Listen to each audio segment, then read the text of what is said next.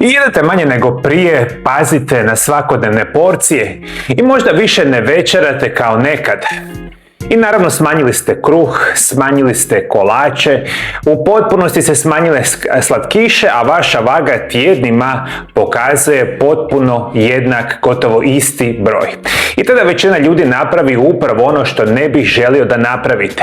Počinjete jesti još manje, a to je jedna od najvećih grešaka zašto nikada nećete smršati. Ali nakon 50. godine problem često nije toliko jednostavan, jer kalorije jesu važne, ali nije svejedno iz koje hrane te kalorije dolaze, koliki volumen hrane pojedete i koliko će vas taj obrok uistinu zasititi. I sada ću vam pokazati primjer koji vrlo jednostavno objašnjava cijeli problem.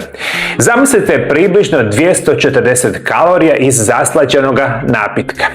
Vi ovaj napitak ste u stanju popiti vrlo brzo, gotovo ništa ne zvačete jer ga jednostavno progutate i nema velikog volumena hrane. I nema značajne količine specijalno nečega što se nazivaju vlakna. A sada zamislite približno istu energetsku vrijednost iz same mrkve. Morali biste pojesti ogromnu količinu. I vi ovakvu mrkvu morate žvakati, iz mrkve ćete dobiti vodu, iz mrkve dobivate vlakna i hrana fizički u tom trenutku kada pojedete mrkvu počinje puniti vaš želudac. I na papiru govorimo o istoj količini energije koju ste pojeli ili popili, ali u stvarnom životu situacija je u potpunosti drugačija. I tu dolazimo do pojma kojim želim da današnji video jako dobro zapamtite, a to se naziva energetska gustoća hrane. Najjednostavnije rečeno, koliko kalorija stane u određenu količinu hrane i da bi jednostavno zvali kasnije što zapravo jedete. I upravo ovdje mnoge žene nakon 50. godine kažu: Mario, ali ja stvarno ne jedem puno, a debljam se gotovo svaki dan. I mogu vam reći, apsolutno ja vam vjerujem, jer možda količinski zaista ne jedete puno, ali zapravo radite puno drugoga što je jako lošije za vaše zdravlje. A mala količina hrane ne mora značiti malu količinu energije, jer komad kolača uz kavu, eto vam energetska vrijednost puno veća. Pošćete malo sira, pošćete recimo malo peciva. Ili ćete jednostavno se odlučiti, poješću možda samo nekoliko keksa, to nije opasno za moje zdravlje i debljanje. Ili ću pojesti recimo nešto zdravo kao šaku orašastih plodova ili malo ulja više u salati. Ali kada zbrojite cijeli dan, rezultat može potpuno biti drugačiji nego što mislite. I sada dolazimo do druge velike zamke. Kalorije koje pijete. Ljudi često vrlo pažljivo prate što jedu, a zapravo potpunosti zanemare ono što piju svaki dan. Jer često pijete sokove, često pijete možda alkohol, često pijete kavu sa dodatnim šećerom ili sa vrhnjim. Ili velike kave sa punom količinom mlijeka ili sa puno višim dodataka. Možda ste jedna od onih osoba koje pijete svakodnevno energetska pića, te možda pijete zdrave smutije. Morate jednu stvar jako dobro znati. Sve se to računa u kalorije. I zato želim da napravite jedan jednostavan test. 7 dana ne mijenjajte ništa. Samo sve što od vas tražim je da zapisujete ono što uzimate. Molim vas, počnite zapisivati svaku hranu koju jedete. Zapisujte svako piće koje konzumirate.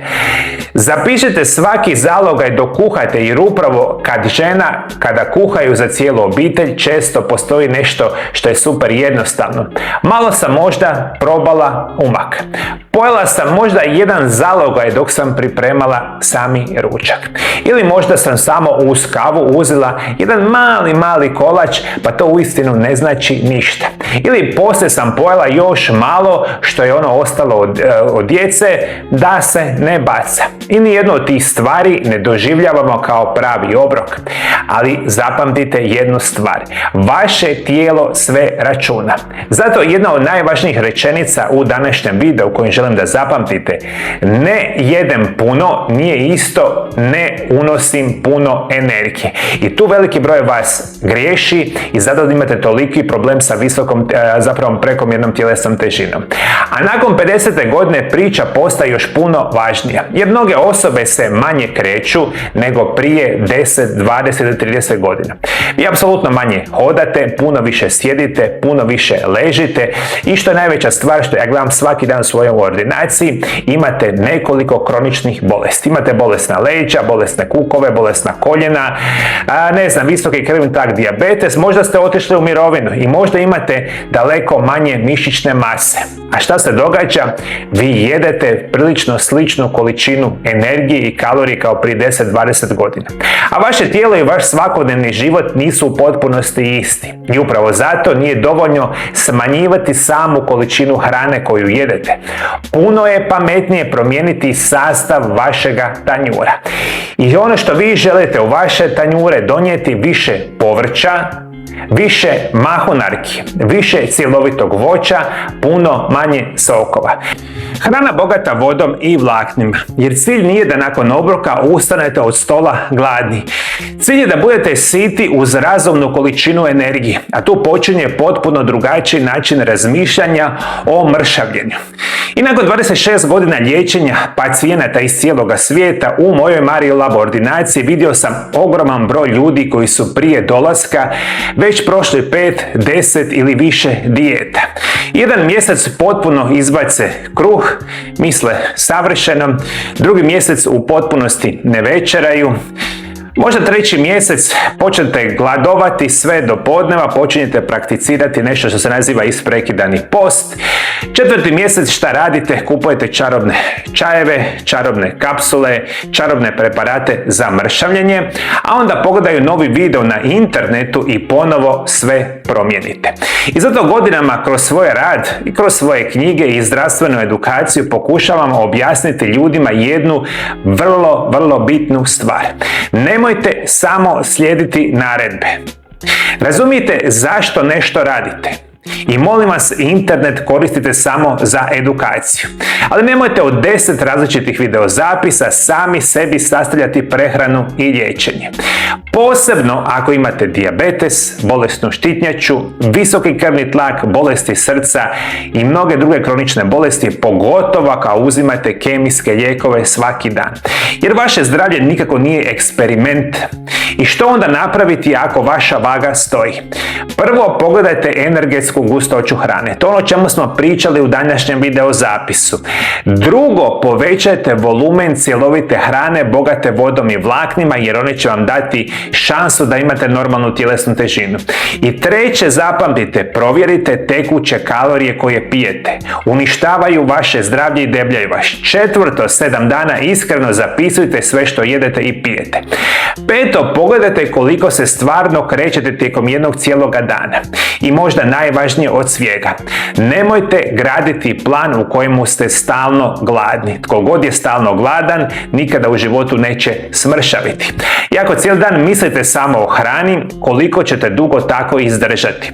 Dobar način prehrane nije onaj koji može podnijeti 2 tjedna i onda mislit ćete da ćete biti savršeno zdravi jer ćete smršaviti ne znam koliko. Dobar način prehrane morate naći i živjeti. I zato sam napisao specijalnu knjigu o isprekidanom postu koja upravo ovo radi.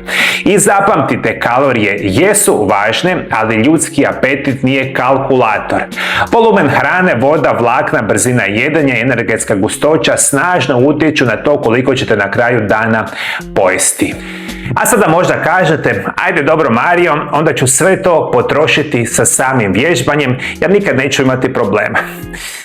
A da li je to istina, moji dragi gledatelji? U sljedećem videu, tijekom ovoga tjedna, ću vam pokazati zašto možete hodati, trenirati, znojiti ste, a vaga i dalje stoji i koju veliku pogrešku radite upravo nakon treninga. Taj video upravo dolazi na moj YouTube kanal ovaj tjedan.